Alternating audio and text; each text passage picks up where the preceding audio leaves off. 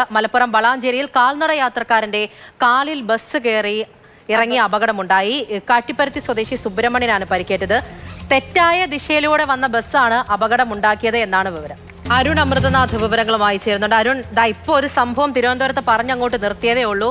ഈ ബസ് തെറ്റായ ദിശയിലൂടെ വന്ന് ഒരു മനുഷ്യന്റെ കാലിലൂടെ കയറി ബസ് വരുന്ന അദ്ദേഹം അറിഞ്ഞിട്ട് പോലെ. ഈ ബസ് ഇത് ചെറിയ റോഡാണ്. എന്താണ് സംഭവിച്ചത്?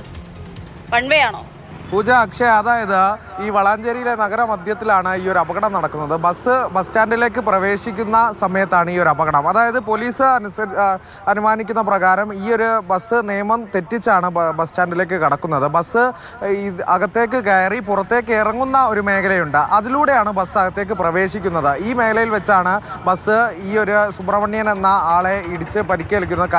അദ്ദേഹത്തിൻ്റെ കാലിലൂടെ ബസ് കയറി ഇറങ്ങുകയായിരുന്നു എന്നുള്ളത് തന്നെയാണ്. സുബ്രഹ്മണ്യനെ അപ്പോൾ തന്നെ ആശുപത്രിയിൽ പ്രവേശിപ്പിച്ചിട്ടുണ്ട്. ഇപ്പോൾ തൃശ്ശൂർ മെഡിക്കൽ കോളേജിൽ ചികിത്സയിൽ കഴിയുകയാണെന്നാണ് നമുക്ക് ലഭിക്കുന്ന വിവരം. ഈ ഒരു മേഖലയിൽ തന്നെ ഇത്തരം സ്വകാര്യ ബസ്സുകളുടെ അപകടം പതിവാകുന്ന രീതിയിൽ നാട്ടുകാരുടെ ഇടയിൽ നിന്ന് വലിയ രോഷമുയർന്ന ഒരു സാഹചര്യമുണ്ട്. പരാതിയും ഉയർന്നിട്ടുണ്ട്. എന്തായാലും പോലീസിൽ പരാതി നൽകുമെന്ന് തന്നെയാണ് സുബ്രഹ്മണ്യൻ്റെ കുടുംബം ഇപ്പോൾ നമ്മളോട് അറിയിച്ചിട്ടുള്ളത്. പൂജ, അക്ഷയ.